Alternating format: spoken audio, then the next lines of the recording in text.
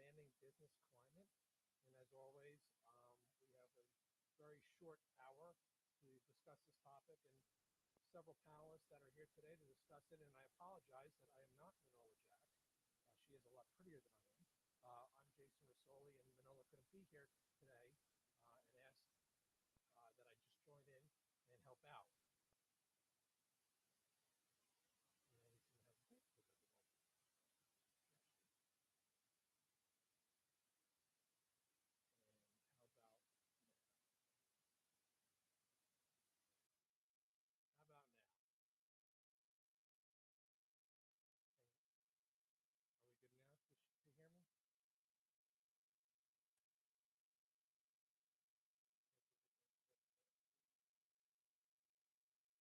All right, last chance. Sorry about that. You should all hear me now. So I apologize. Of course. So my name is Jason Rissoli again, and I am not Manola Jack today. So I wanted to introduce this topic for the week, for the day, which is part of our continuing March series at Hacking HR and Balancing Act, Mastering Work-Life Integration in a Demanding Business Climate. And I, again, apologize for the audio difficulty I had at the beginning here. Manola couldn't make it today, and I'm just going to just jump in the best I can to present and have these fellow panelists that are here with us to discuss this wonderful topic. So thank you again to Jessa, who's behind the stage, that is running the audio and the visuals, and she's going to bring upon our panelists right now for the short hour we have. And panelists, sorry about the rough intro. Of course. With me today, I have Elisa, Sudhir, Cindy, and Manisha. So I want to make sure we get time for everybody to speak. But first, we're going to go clockwise, as Manola would always do. And Elisa, you want to introduce yourself, and then we'll go to Sudhir and around. Yeah, so I appreciate it, Jason. I think, this just sets the tone for this conversation about balance. It doesn't exist. Let's just start there, right? And I'm not even in audio. But my name is Alyssa DeVere. My pronouns, as you can see, she, her. I run the American Confidence Institute, where we study the brain science of what helps people belong and feel confident. And a couple of years ago, 2019, then also started a second venture, which you can see in my background, which is the ERG Leadership Alliance, ERG Employee Resource Group. We have 25,000 organizations around the world that are part of the Alliance. So if your organization is not, please, let's talk after this. But I'll pass the baton to my co-panelist here. Hi, my name is Sudhir Singh. I am based out of San Francisco Bay Area. I'm the CEO of ProOx, which is into synergizing culture, people, and business strategy. I'm also a coach and a therapist. I started as an industrial engineer in manufacturing, so I'm a business professional who spent around 20 years in HR. So I'm trying to club everything together and look at work life. And as Elisa rightly pointed out, there's nothing called balance. It can only be integrated. So my name is Cindy. I've been doing HR for about 25 years. And I am currently the HR manager for a company in California. Hi, my name is Manisha. I'm currently the Vice President of Analytics for Oracle, and my focus is people analytics. I was a business leader. I ran my own company. I am a coach also. I think the bottom line of why I landed up in doing analytics is a lot of these things, culture analytics especially, is something I passionately believe in. But I have also learned that until you speak a language with executives which resonates with them, change sometimes takes a longer time to implement. So spend a lot of time with HR and executive coaches and understanding the brain and the heart and the skill and the will, and then I try to implement it through analytics with other side of our forums. We'll talk more. Great. And my biggest challenge, I think, today as the moderator is going to try not to participate as much, but just to ask questions to facilitate the information that these wonderful panelists have here today. But again, my name's Jason Rissoli, and I've been on several of the Hacking HRs as a panelist. This is my first time as a moderator, and I have 20 plus years in human resources and labor relations, talent management, employee relations, and so forth. And I absolutely love this topic. So, I think it's very forward-looking as the balance between what was work-life balance is into what was now and into the future work-life integration. But given that, I'm going to go around it in the same way we started with the panelists. First question is, how do you model work-life integration, and how has this influenced your company's culture or those of which you're partnering with now or in the past? So, Alyssa, if you don't mind starting off, and we'll go the same way around. And one real quick, thank you to everyone around the world that's joined. Sorry for the hiccup in the beginning, but please submit your questions in the comments so that way we can work off of those as well. But going to you, Alyssa, and please carry on. Thanks. Yeah, appreciate it. Thanks, Jason. How do you model it? You model it, right? And I think part of that is not only setting boundaries for when you're doing the work, right? During the day, during the night, during the weekends, right? Making it clear that even if you're working at night or the weekends, you don't expect others to, unless that's something that's part of their job description. I'll give you a very clear example. Monday was my birthday. Whoop, whoop. And I took the day off because I really think people should be doing things like that. And I didn't answer emails. I told the teams, look, we've got, 25 people, we got clients. It's all good. You're all independent. You can do the job, but I'm off.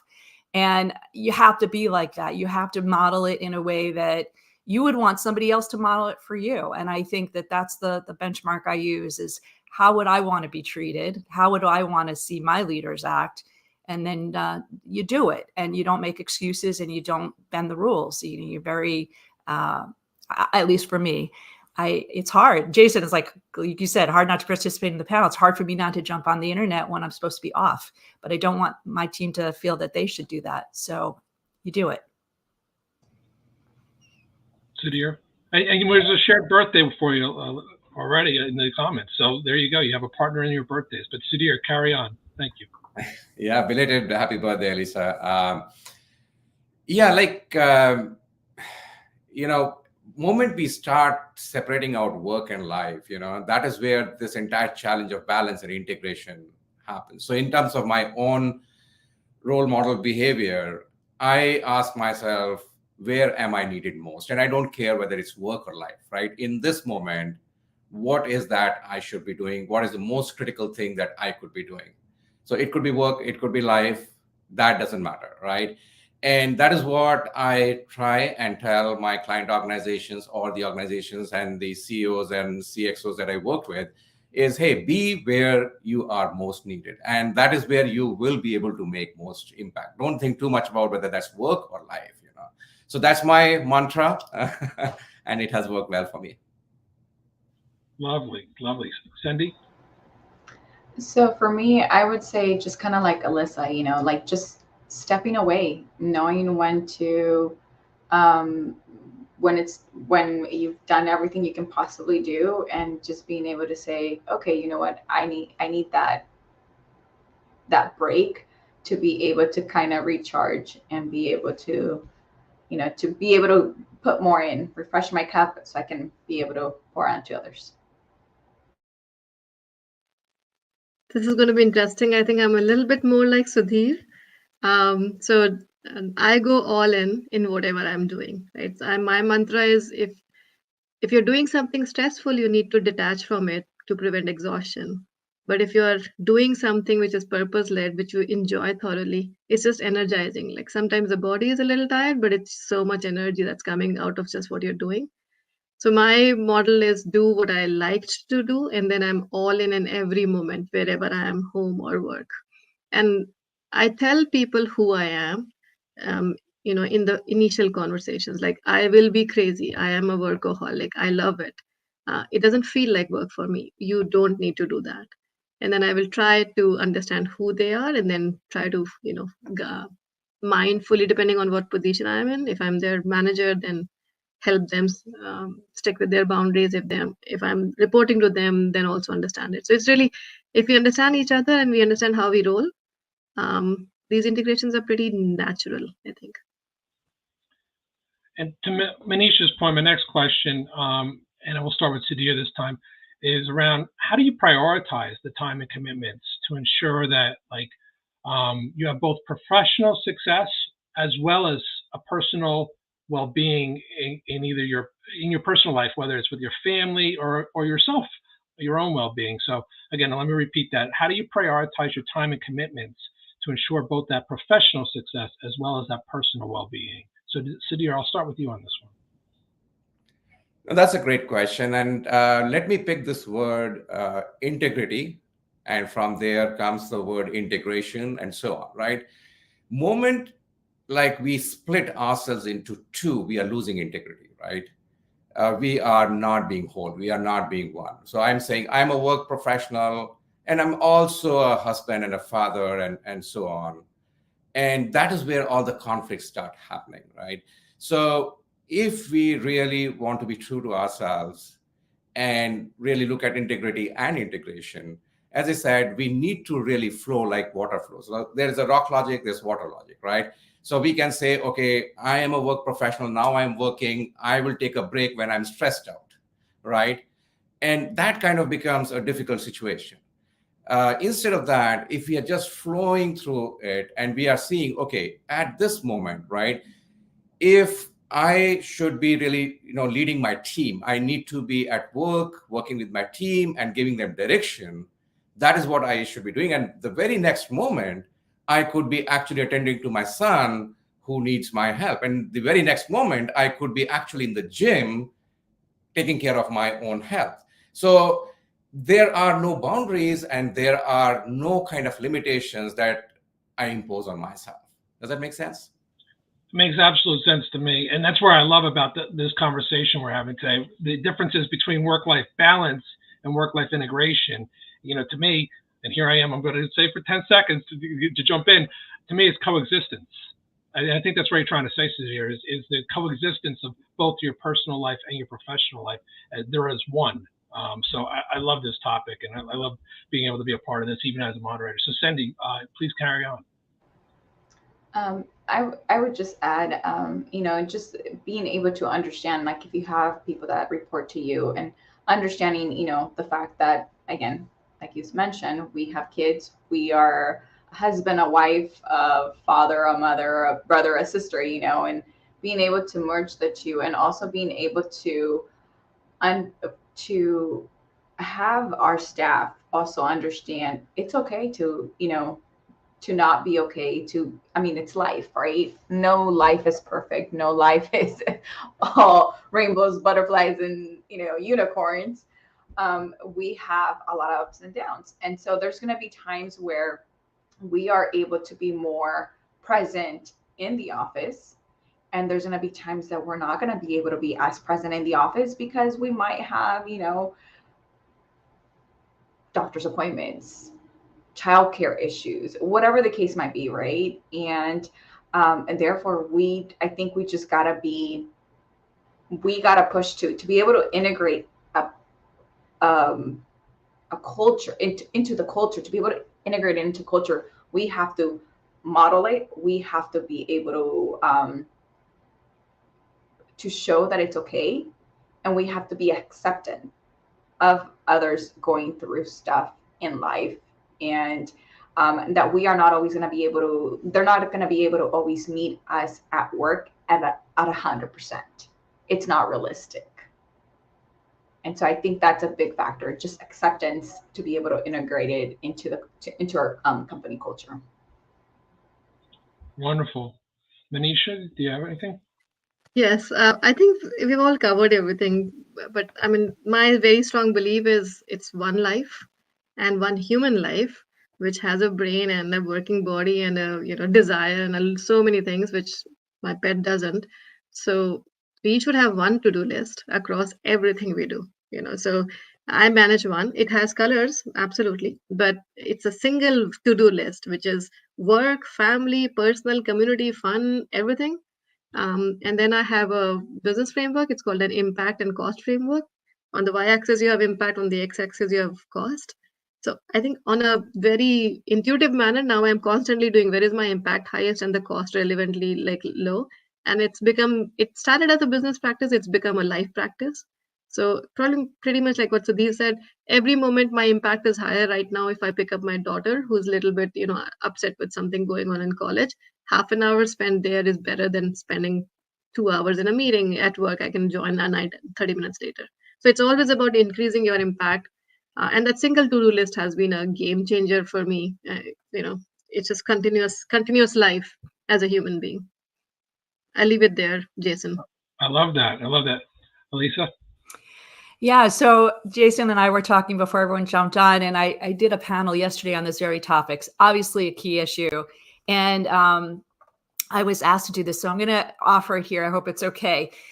This, I don't know if you can see, this is one of my books, and in it, there's actually a tool to help people think through the different areas of your life in a way that you can be both subjective and objective, in a way that you can say, am I putting enough time into these different areas? It's a very simple tool. We developed it. It was our first tool. People love it. And I'm happy to give it to anyone who wants it. If you, the easiest way is to find me on LinkedIn. There's only one of me, given the spelling of my name. Send me a note and I'll send you the PDF of the book and the page number of the tool. And I think sometimes you need something like that, right? We get very emotional about what's picking up our kids, and we should be emotional about it. But then we go to bed and we go, oh, I should have really done X, Y, Z. So we want to eliminate a little bit of that regret, a little bit of that, or increase the mindfulness, if you will, about how we're spending our time, where our priorities are. And as everyone else said, really being clear what's mapped to our values and where we do want to spend our time, because the world will tell you you're not doing enough in any of those areas. You're not enough of a spouse, a parent, a friend, right? But we have to take control. And so sometimes seeing it in a dashboard format, which is what this tool does, gives us that ability to step back and go, I'm the CEO of my life. How do I want to spend my time, which is my key asset? I love it. Oh, go on, Manish. No, I just wanted to give it a thumbs up on I am the CEO of my life. That's all. Yeah, I love that. I absolutely love it. And feel, Alyssa, feel free to put it, if you were able to put it in the comments, feel free to put the book in the comments. So my next question, and everyone, and what we'll do is we'll start with Sandy on this one, and then we'll go around, it's open forum. So I know Manolo likes to keep it lively like that. So we'll go open forum after that. So, but Sandy, the next question I have is, what trends do you see shaping future work-life integration, and how, again, it could be within your company, or trends that you're aware of, or you've experienced or know of that you really like, but what trends do you see shaping this future work-life integration that other practitioners that are listening in might want to have as a takeaway? I definitely do think that the flexibility of, yes, maybe perhaps we are 100% on site, let's say, right? Like, for example, me right now, I'm 100% on site. However, if there's a day that I don't have daycare, or if there's a day that my child is sick and, daycare won't take them, I have the flexibility of being able to actually work from home. And the expectation of me working from home, especially when my child is sick, is not that I have to be glued to my computer to prove that I am trustworthy of being able to work from home. But instead, I am allowed to be able to tend to my, to my kid as needed. Doesn't mean that I have to be glued on. So I think just us allowing the flexibility of, just being able to integrate both, to be able to have both. I think that's a big one that I think can go a long way, especially for those companies that are now requiring for you to go back to being on site 100% of the time. Yeah, definitely a challenge, but an opportunity to overcome. And I appreciate those comments. Sudhir, you have some? Yeah, I just wanted to expand on what Sandy just said about companies wanting their people to be on site all 5 days. And that's kind of a bit shocking and strange. And some of these names are big organizations, right? They employ hundreds of thousands of people across the globe. And like the message that they are giving to the entire industry and to the workforce is somewhat, opposite to what the common sense tells us and what our experience has shown during the pandemic phase and post-pandemic phase, right? That people did struggle a bit, but eventually they found that integration and it worked for them. And now pulling them out of that and forcing them into something is counterintuitive, totally, Also, like, it's being hidden under the garb of maintaining culture, and I am unable to understand like how getting people into the buildings maintains the culture of an organization, right? And particularly when the culture is not even very clearly defined, right? I really don't know what's happening. So going back to the work-life integration bit, I think we did achieve a lot of success in restoring our humanness during the pandemic and post-pandemic phase, and we are losing it quickly. And I think for organizations, it's important to realize that for our people to be engaged and productive, they need to flow, and they cannot operate at that level by losing that integrity. Thank you for that. I agree everything both of you said. I'll take a little bit of a different lens at it, I guess. Or maybe come at it a different door is probably the better metaphor. So with the work that we do in employee resource groups, there are over 42 billion people now participating in some one or multiple groups. And, we scratch our heads sometimes and we say, why now? These types of groups have been around for 60 years. Why all of a sudden is there such a surge? And I think there's a lot to be said for sometimes you could go to work, you could be in the office and not even know the person sitting next to you these days. Either you're on a different schedule or you're so heads down in your meetings or virtual world. Like, even though you're physically there, you're really not present. And I mean that in all the ways that we use that word. So the employee groups really have served as a way to connect people, to give them a sense of belonging, to give them sense of community and all those things. And it's interesting, if you think about it, why do we have to rely on work to provide that kind of opportunity? But we have to, because people are blending their lives and their work, right? It's that integration that we keep talking about, where we have such limited time and at the same time, limited opportunity.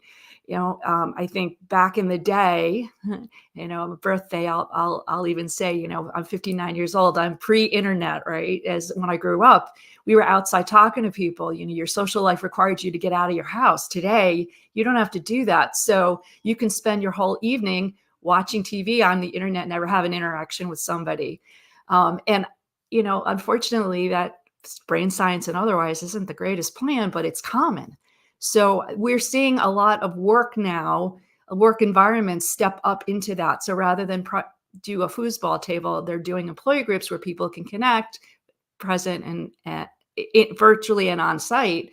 And I think that's further blending things, right? Where's the line? My best friends are now at work. And, it's an interesting dilemma. So as far as trends, Jason, as your question sensed it, I think this is not going away anytime soon. I think it's just getting stronger and stronger. And I guess the question then becomes, where do you find the time to do something that's not even loosely affiliated with your job if you're doing all these activities with your work buddies?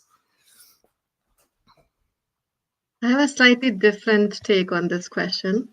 And I would say, I think about from the economics perspective, and there's a head and a heart calculation which has to go on, right? From I'm not agreeing with the policies, but if we just take a step back and why are they making people come back? In the end, a company is employing all the workers primarily to get some work done. So in the end, it's somewhere about the 3 Ps, but let's just say profitability for a second. What's probably missing in the world, it's like that statement, right? With great power comes great responsibility. If we have the flexibility to stay at home, we are expecting every individual to be accountable, to deliver on whatever they're supposed to deliver. If they don't have the skills, upskill themselves, whatever. So I can take care of my daughter as long as I ensure I get work done. during the day, if I have to be outside, okay, fine, in the night, make it done, get the work done. I think the gap is that we don't have, like in the finance industry, in supply chain, in sales, we have invested heavily in a lot of analytics and a lot of tools to keep a check on the processes being followed, and eventually work gets done. Here, like, tell me, how will a manager who's not trained, completely new, congratulations, you're a manager, there's a sense of insecurity, like I don't know how my team is doing, I don't know if this team is performing at the best of their capability, honestly, because I don't know if I chose the right person for the right role, because I don't have the right processes in place, because I don't have the right camaraderie with them to come and tell me I got to pick my daughter right now and I'll work later. So a lot of this is, to me, boils down to manager effectiveness. Any teams where the leaders are connected with their teams, where they're emotionally secure, where they have that poise and that coaching mentality to actually coach their employees, they're pretty okay with flexibility. It's only teams where the managers are not comfortable, who only way is you got to come sit next to me, and to your point, Alyssa, I'll come next to you and still not be present, and you can't check that, right? So I rather be at home and be fully present when I'm on work, like I'm fully present when I'm with the daughter. So the solution has to be manager effectiveness, has to be ongoing, not like a training and done. Ongoing, am I giving you tools to know you've got the right fit? They're actually delivering on the promise. And I would say the onus is also on us. If we expect flexibility, each of us individually, we've got to make sure that we sign up for roles that we are passionate about, that we will make sure we do the best. If I'm here for 9 to 5, don't expect a promotion. Or sorry, came out wrong. If you're here for a very fixed structure of this is exactly what you tell me to do, I'll do it, then that is exactly what I'll pay. Sometimes when you go over and above, okay, then you probably become eligible for that next successor. So it's a yin and a yang, and the tools are missing to some extent. Jason, I wonder if I could just make a comment, because I love what Manisha said, and I think it's absolutely on point. At the Institute, we do a lot of coaching, and a lot of people will say that they'd love to be in that position, but they're not. They don't have the culture or the manager to support that. And so I don't want anyone who's online to be like, wow, I can't do any of that. You still have choices, and that empowerment to know that you can make a choice of, if that's my work bucket or my work piece of my world, that either I take it and deal with it and it's, it is what it is, or I change it. And so I just want to acknowledge that not everybody, as Manisha said, would have that kind of supportive culture, and that's just life, right? That's reality. Yeah, no, I'll go on, Sudhir. I just wanted to second what Manisha said in terms of manager effectiveness. I think that is a big piece in this entire thing. And I just wanted to also add a few other things, so one is moving away from this thought that being present on your desk is productivity, right? So I think changing that to an outcome-driven process, where people are accountable for the outcome, and managers and the organizations need to do a better job in not just defining the task, but defining the outcome and the timeline and the importance of that timeline, right? I think accountability comes from that. When I understand the outcome and its impact and the timeline, that is where it happens. The third piece is technology. I think leveraging technology, not just to count the keystrokes. There's a lot of technology when it comes to productivity to see how productive people are in traditional terms. But I think helping them leverage technologies to be more productive and integrate work life, I think that's important. For example, I'm using a calendar tool which essentially integrates all my calendar into one, right? So I have a couple of personal calendars and a couple of office calendars. And now I can look at the entire schedule in one place and send that link to the people outside for them to schedule meeting with me. So they are now getting a view, which is a holistic view and not just one calendar, and then I have to resolve conflicts. So using those kind of tools could be really helpful. And last but not the least, like what Elisa said about ERGs and newer ways of fostering camaraderie, I think that is important, and we need to become more innovative. Like getting people under the same roof and making them play football is passe, right? We have to see how in the remote world we connect people and really help them leverage each other. I love this. I love this. And already we're at the bottom of the hour here. So we're halfway through, but continuing on this, I think this is going to be a softball. Go on, Cindy. Can I just add Absolutely. to Manisha's point, just one thing, if I could add. We're talking about what can they take away, right, from this meeting, and I think one of the biggest takeaways, or not biggest, but hopefully they take away this. One of the things that I've been teaching my managers, and I myself do this in the mornings, I actually send a text to not just the people that report to me, but to the managers that I support. And I say, how can I help you today? And ask your staff, how can you help them achieve their goals today? How can you help them complete their job today, right? Because if you are actually doing that, you're opening up the lines of communications. To Manisha's point, well, sometimes we don't know what they're struggling, but if you start opening up those lines, it's a way to help them also feel understood and feel that they're welcome to come and say, you know what, I'm gonna have to leave early today. My daycare just called, or, you know, for those that don't have kids, I have this that I have to take care of, or my dog, my cat, you know, whatever it might be.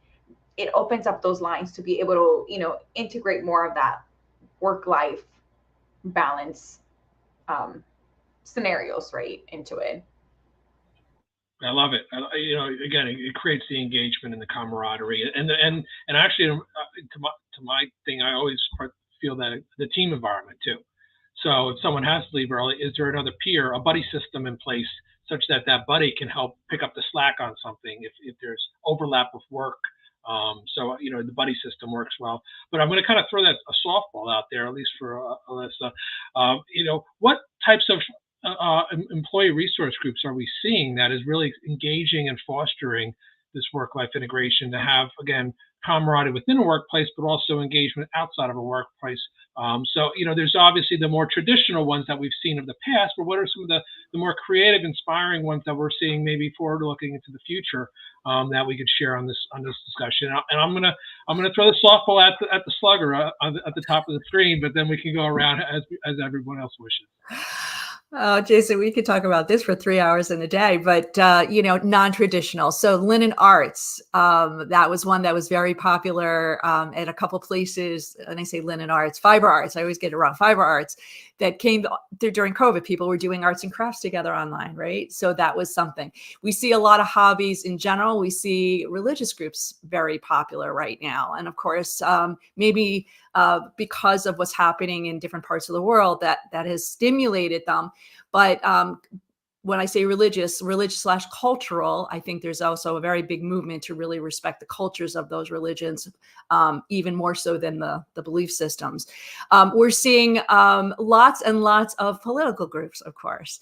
So, you know, I'm not going to pass judgment ever on any of these groups. There are always debates about what should be allowed, and it depends on the organization. You know, the women's, Hispanic, Black, and Asian, those are the typical ones. But at the same time, we've been advocating as other people to also break those down into more finite groups, because a lot of them don't mean anything to anyone. Like, you could be a woman and maybe you are just out of college versus somebody like myself, that my kids are graduated from college. We have very different needs. We have very different associations and desires for what we want to talk about and do. So we're seeing bifurcation, or like not even bifurcation, but segmentation of all these groups into more finite groups. So you might start seeing, instead of an Asian ERG, you might see a Chinese, Japanese, Asian, India, of course, and then different groups, Russian. I mean, those are very different cultures.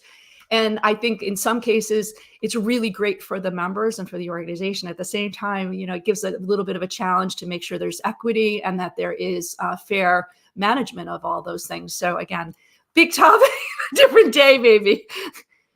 Excellent. I knew you'd have a lot to say about it. So Manish, you have your mute off. I think, I mean, Alisa, probably you come a little more from the formal, what the companies are doing. I can vouch to what I'm seeing informally, how cultures are getting created. So the meetup concept, which was about 20 years back, like, I mean, like I am part of a hiking group at work, right? So it's like things we want to do outside of a computer, but also spend time meaningfully because time is limited again. So if there's a hiking buddy like that, I mean, gyms, there's a group, I'm not part of it, but beer drinking buddies, there's foodie groups, and there's WhatsApp groups, we're going here, whatever. And the impact is pretty visible. Like, you go out and you drink some beer, and next Monday they're just friends. Like it's very it's quite good. So more informal. I think people have started taking the initiative, probably because sometimes it gets too boring to be alone at home, even if you're like working. So they've started taking the initiatives. I don't know, Lisa, if there's like more you're seeing in that perspective of like fostering a culture where, yes, we give you this budget to do this informal activity together. I'm not privy to those conversations yet in Oracle, but actually I'll go ask them. But yeah, actually we do have perks. Yeah, we do have perks in Oracle. We do have perks where they're promoting this, but the initiatives are on individuals. Yeah. No, that's great. And that's what I meant by hobbies, things that we do kind of more for fun than an affinity as a ethnicity. And of course, it depends on the organization. Some of those will differentiate those into affinity groups. They may or may not get the same kind of funding and support. It really varies depending on the organization. Yeah, listening to Alice and Manisha, like I was thinking maybe it might make sense to rename ERG to HRG, like from Employee Resource Group to Human Resource Group, right? So at the end of it, it's not just about seeking that support and help within the organization amongst the employees. I think cutting across those boundaries and involving more people who are like-minded and have similar kind of needs might be really a way to go. And when it comes to the ERGs in the current format, as Elisa pointed out, I think allowing the employees to figure out what they need and who could be their support within the organization and letting them form that ERG and then supporting it accordingly might make a lot more sense. And I experimented that in a few organizations. It worked really well. Instead of the organization mandating the ERGs, letting people figure out what they need, what kind of support they need, and who are the people who could help them, internally, and then resourcing the groups accordingly. That worked very well. Yeah, absolutely. Again, conversation kind of took a little left here, and I apologize, but that's exactly what's happening in a lot of places. The paradox or the dilemma in that is, how do you make sure that it's still equitable, right, across the different groups? So there's a little bit of scaffolding, and there's a whole lot of information on that website up there. If you look at the thing, a lot of free resources if you want to read about what's going on today, including all the trends. But one of the things, Jason, I think is a very clear trend is the employee experience groups, the organizations in HR and Sudhir. There's like 30 different names for these groups. ERG was the kind of original term, but there's all kinds of terms that people are getting very creative and wonderful to make it, all different kinds of implications. So whatever we decide to call them, but there is an integration with the employee experience. And I think that that's why when your very first question came up, I even opened up the ERG conversation, because I think that is what's happening with work, is we're trying to integrate it with life, hiking, our ethnicity backgrounds, our political and religious interests, so that we can achieve a better integration. And there are companies that are really leading the pack on that.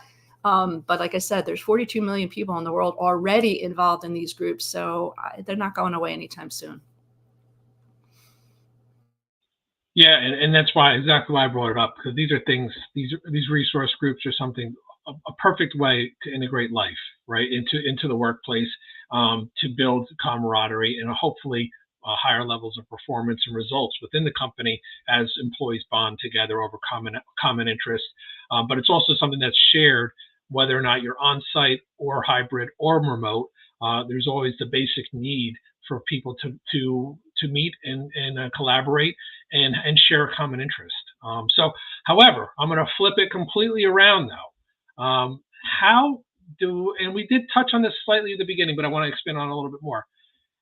What role do boundaries play in achieving work-life integration? So how do you establish and maintain them effectively? And I don't want it to be strictly remote. I would like you to kind of, in your answer, balance it with a remote versus on-site individuals, since we have an audience that has both, and we have panelists that have both. So again, let me just repeat it.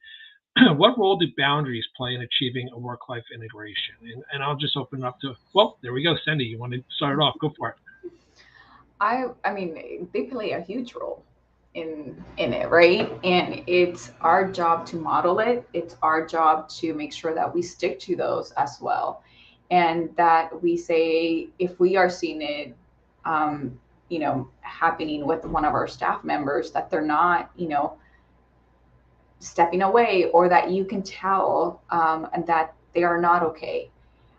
Just the flexibility again, of allowing it. And I'll give you a perfect example. I'm really good about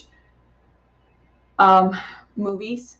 If there's a movie I want to watch, I'm not going to wait till I get out of until, it's the 7 p.m. or 8 p.m. showing because I have 20,000 projects. The projects are going to be there tomorrow. So if there's a showing at 3 p.m., I just say, I'm done for the day. I'm leaving for the day. That's all I can handle today. So I try to actually schedule ahead of time for things like that. Another thing that I try to do a lot of is, if I know I'm done mentally drained for the day, there's nothing else that I can do, I step away, because I know that I'm not going to be productive, and therefore there's no point of me, trying to stay in front of my desk if I know that I'm not going to be useful in any way, shape, or form, other than just fluster myself more, and maybe perhaps even at that point be a little snappy, and it could be with anything like that. It could be a movie, it could be some sort of show, whatever it is that your hobby is. I also tend to do things where I do networking events, where I'll attend networking events, and some of them start at 4 p.m. My day doesn't end at 4 p.m., right? Especially in human resources, we never end at 4 p.m. We were pretty much always, on. So I step away and I say, this is going to be a time for me to be able to keep filling my cup so that I can keep bringing in knowledge and wisdom into the office, but just being able to say, I'm done for the day. That's it. So I think that's a big one, just sticking to your boundaries and not being a yes person. Oh, yes, I can do that. Yes, I can do that. Yes, yes, yes. When you know that you don't have the capacity to do it at that time, it's okay to say no. Knowing your limits is a big, big, huge one. So I think that goes along with boundaries. Let me jump in here, and I totally agree with what Sandy said. We need to be clear, and I think the first and foremost thing where it all starts is self-awareness. So having that level of self-awareness in terms of what my values are, what my preferences are, what is the hierarchy I have in terms of the priorities, right? Which could also be fixed to a certain extent. Like, some people, as Manisha said some time ago, she's a workaholic, and for her, work doesn't mean work, right? There could be somebody else who is more focused on family and so on. So what is that hierarchy that works for me, and which could change from time to time?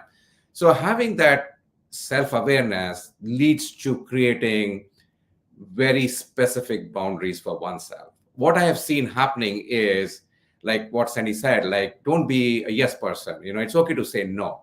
Now that's floating a lot in the system, and people just start saying no to things because that is what they have heard, that it's cool to say no, right? And it is sometimes not resonating with their own, as I said, hierarchy or their own beliefs and things like that. And later on, it leads to regrets, it leads to guilt, it leads to a lot of stuff which is more harmful than actually taking that additional stress in the moment and getting that thing done. So I think it is both in terms of what's happening in the moment, and what's going to be the impact of it later. I think we need to look at both, right? So going to the movie, yes, great, that what's need to be done. But if it's going to create an impact which is huge and adverse later on, which will possibly lead to guilt or whatever, then it might not be worth it, right? So what Manisha said, that impact cost thing is very useful, I believe. And doing that both in the present, what is impactful and what's its cost, and also then projecting it into the future and saying, how will it kind of shape itself when we are past this moment? And I think that is what really helps us prioritize and build those boundaries very specifically. Yeah. So interestingly, that is all the brain science in a nutshell. So thank you for saying all that, because actually the book that I flashed before, the name is Confidence is a Choice, because it's exactly that choice that you just heard Sudhir very eloquently describe, which is that moment that you take to say, should I go to the movie? Am I good with that? And, and justifying, like you did, saying, in reality, it's going to fill my heart, it's going to fill my head. And right now I'm not really good to do other things that are going to require more neurological energy that I don't have right now. So it is that mindful moment that makes that decision, because absolutely true. In the end, when you make those decisions without that mindfulness, you do regret. And we are very famous at the Institute for saying the opposite of confidence is not insecurity, it's actually guilt. And it's that moment that you said, I didn't make a conscious decision and subsequently feel bad about it because my values, my needs and wants were violated by myself, because I did something that didn't respect what I really should have wanted to do because I didn't take the moment to think about it. So maybe a different way of saying the same thing, that is beautifully, I think you actually said it much better, but really making that mindful decision makes a huge difference in setting your own boundaries. But here's part of the equation that a lot of people, particularly women, miss, is we don't use the word enough, right? And so we can always do more. We can always be a harder worker, a better parent, a better friend, a better. And so part of that exercise of mindfulness is also saying to yourself, you know what? I've done enough work today. I really would like to go to a movie. This is what I'm choosing to do, and I'm good with it. And being very decisive and confident at that moment, confident enough, because you're never 100% confidence. It doesn't exist in any of our worlds, but confident enough to say, this is really the priority and the boundary that I'm setting for this reason. And in that regard, of course, I hope that you would not come back and regret it later. Nicely put. And maybe I'll just share a couple of things that I do to keep myself sane. I think boundaries are very critical, but it's not boundaries. Like boundaries themselves have to be flexible, right? So I think in terms of boundaries of values, not time. And for me, what's important in the moment is what drives me. And so it's like knowing your yes at every moment, which will make you say no to a million things you could have done in that moment. Right. So I keep that, like, what am I saying yes to? Because I'm saying no to everything, but am I saying yes to what will keep me sane tonight? And so I'm a holic probably, like I'm a workaholic in the moment. I'm a family holic in the moment. I'm a hikeaholic in the moment. But I'm living in the moment. So I don't know what the word is for that, but like depending on when you catch me, it's very funny. My different friends have a very different perception of who I am. And trust me, I'm just one person. So it depends on when you catch me. But absolutely. Yeah. Somebody just said living a holic, Living a holic. Okay, yes, I'm living a holic. Absolutely. Jason, if you allow, I just also wanted to comment on one of the comments that I'm seeing in the chat. Like, most don't have the autonomy or support to manage their schedules in that way, like, the way we are talking. And it does sound philosophical, when we are talking about being mindful and, say no when you have to and all that. Like, how do I do all that when my manager is not even listening, right? Is not empathetic, is not caring, right? So like there is this thing about having the autonomy. And to me, autonomy is a myth. Nobody has the autonomy, right? Life has the ultimate autonomy and we don't have that. Like what I believe we need to do is to build the negotiation skills. That's a very critical skill that we need to have. So once we have the mindfulness and we are able to prioritize what is important for us, next comes the negotiation with the world around us. Now, it need not always be our boss. It could be our family, it could be our friends, it could be somebody else. We should have then the ability to negotiate for ourselves. So invest in that. There are some lovely coaches out here, Alyssa and Sandy and so on. Reach out to them to help build those negotiation skills. Yeah, and I love it. First off, I'm wowed by the comments that I'm hearing as a moderator. I'm in awe of the things that I'm learning throughout this discussion. But going back to that, I'm glad you pointed out that specific comment, because negotiation skills are extremely important when faced with the desire to be autonomous or the desire to push back on the boundaries. But what might be some other skills? I'm going to use that to further the question. I do see negotiation skills as absolutely important. What might be some other skills or some other techniques that someone could use when faced with that sort of adversity from their manager of having support to integrate their life a little bit more than it is at current? So Sudhir jumped it off with his answer of negotiating skills. So it's up to the three of you to jump in now. I mean, I think negotiation is probably the master skill here. But what I do see often is you can't negotiate if you're not clear on what you want out of it, right? And oftentimes that clarity, like however you seek your clarity, is it mindfulness? Is it a ton of conversations with somebody? Some people like journaling, right? So what am I willing to let go to get what I want to go? So you can't just demand in a negotiation. You have to be clear on, I need 4 to 6 to be free for whatever. That means maybe I'll wake up early and do it, or maybe I'll take a separate role. Like, so your managers can dictate certain things, but they can't dictate our lives, right? Like ultimate flexibility is change your job if nothing is absolutely working. But within the realms of that manager and that team, there is a lot. Like I can change the hours I work, I can change the role I do, I can change the projects I'm working on, I can maybe tweak a little style. What do you not like about me? All that is negotiation, but it becomes powerful even only after we are very clear on what we really want out of it. So I would say seeking clarity, the art of seeking clarity, however it works, is essential, less talked about, but that's where a lot of these things. And then I think Alyssa's book, like Confidence, it's a tool, believe it or not. It can be built with a lot of practice. So if you're confident and if you're clear, and then you can communicate effectively, then negotiation it's a very smooth thing to do. It's not that big problem room I'm entering. It's not a war zone. It's a conversation.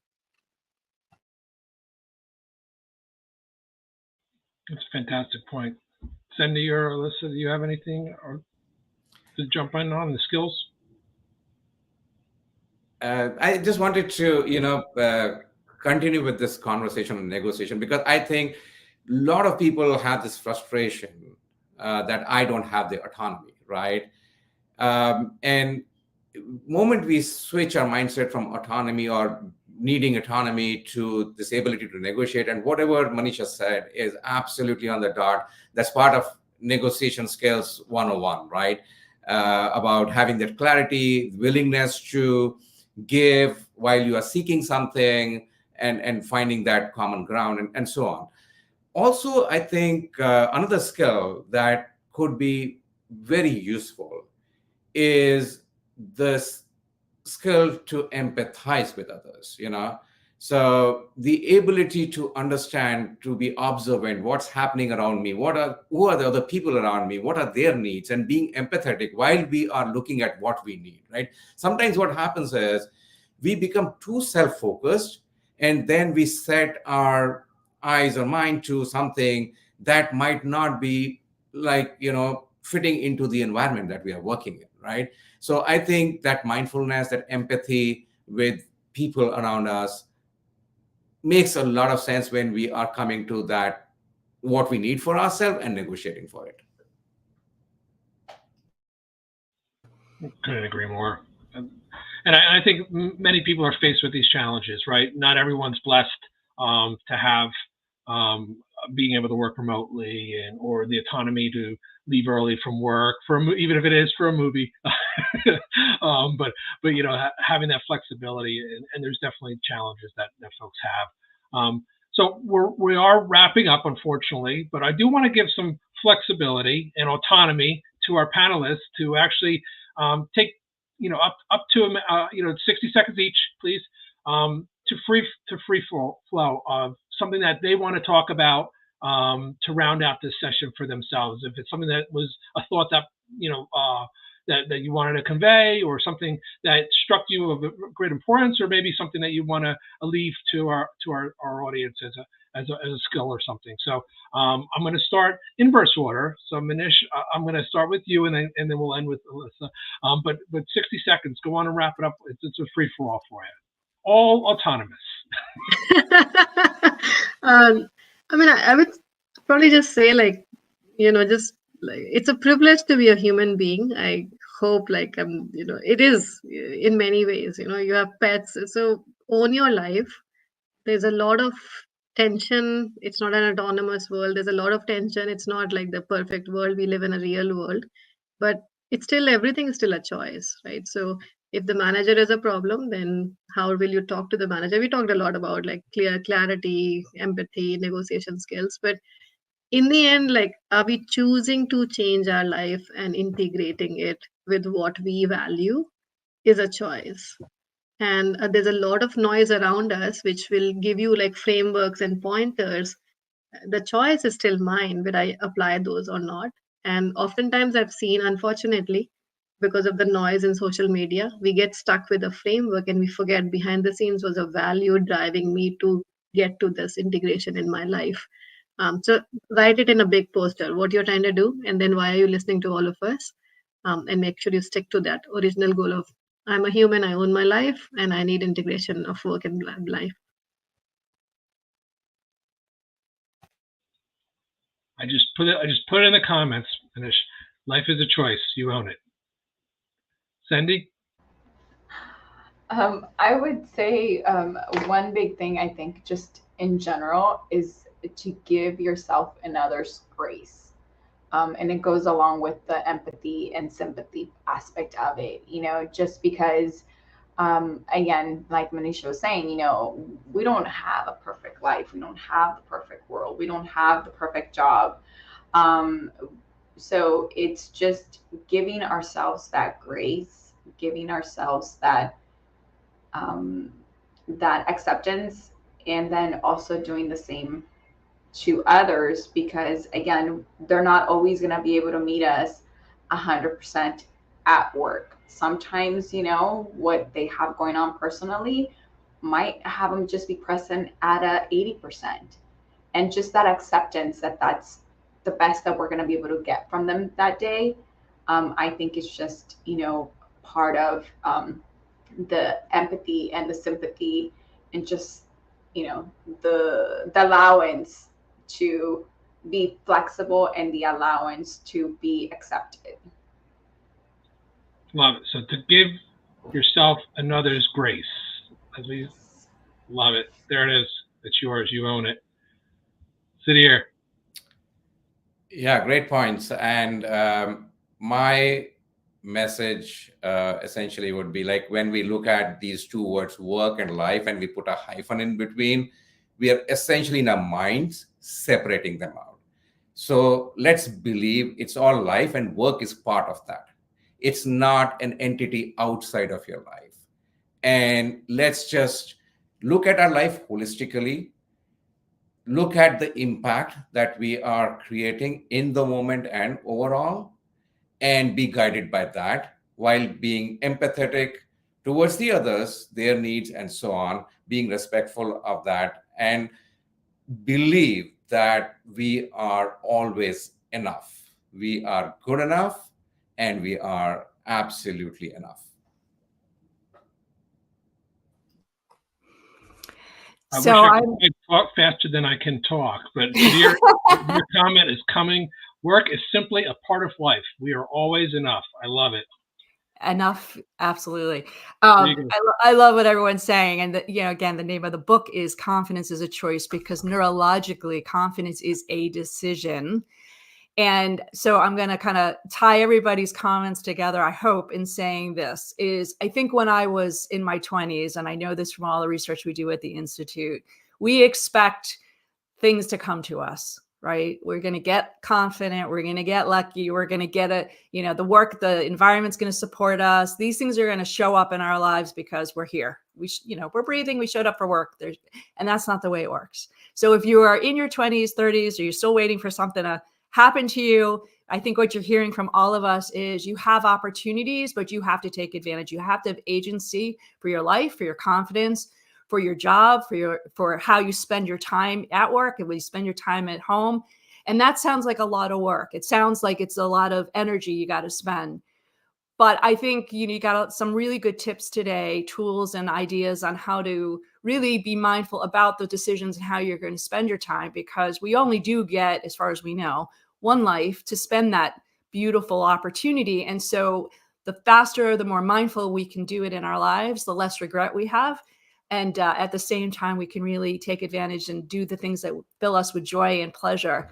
One thing that I learned probably as I've aged too is to make better decisions of the people and the things that I want to do, so that I can really not waste time and energy on the things that drain me. And so I think that's a really important part of this integration, is figuring out what works for you, sticking by your values, knowing that, there's things that you can say no to, and at the same time, taking agency for everything that you have in your beautiful heads and in the time that you have on this planet. Now, Jason, go ahead and summarize that. Good luck. I'm going to use a very quick answer. Is confidence by the book. No. Confidence is a choice, just like life is a choice. Okay. Fine. Do that. I don't want, I'm going to give everyone a free copy if they reach out to me, because I'm happy to share. Confidence is a choice. There we go. By the book. I love it. Well, I've had a blast. Honestly, I've had a blast. And what I always say, I'll throw out my one-liner as well, is strive relentlessly to embody your greatest potential, right? So every day, whether it's through negotiation, whether it's through confidence, whether it's through enjoying, another's grace, whether it's, to Manisha's point of life is a choice. Again, everything in life is a choice. So, but it all starts with your own well-being, right? It's self-happiness. It's enjoying. It's to what Manisha said before, living in the moment, right? Being present. And I've completely enjoyed this session in moderating, and I'm in awe of all the things that have been shared. And Alyssa, Sudhir, Sandy, and Manisha, thank you so much for joining us, and I hope everyone got a lot out of this today. And can't wait to maybe see you guys again. And please all connect. Everyone connect with each other and and enjoy each other's company. All right. Thank you, and have a great day after that. Thank you, Jason. Thank you all. Thank you. Bye-bye. Bye. Bye. Thank you.